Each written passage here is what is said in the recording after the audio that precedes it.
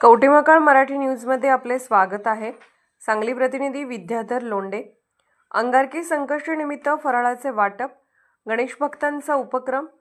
सांगली येथे आज अंगारकी संकष्टीनिमित्ताने येथील गणेश भक्त समुदायाकडून भाविकांना फराळाचे वाटप करण्यात आले।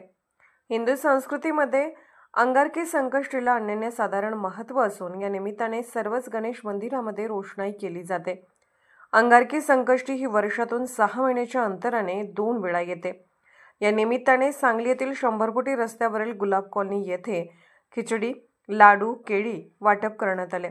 या कार्यक्रमासाठी बाळकृष्ण चव्हाण, निखिल पावले, प्रदीप तवटे, नवनाथ वाघमारे, योगेश जाधव, स्वप्नील कळदगे, रोहन मुगळे, साई शिंदे, निखिल इंगळे, अरुण जाधव, गौरव शिंदे, जावेद जमादार, संदीप काळे, इमाम जमादार, प्रथमेश पाटील, श्रीरंग गवळी, संकेत पाटील, सोमनाथ शेरीकर याबरोबरच अनेक भक्तांचे सहकार्य लाभले आहे।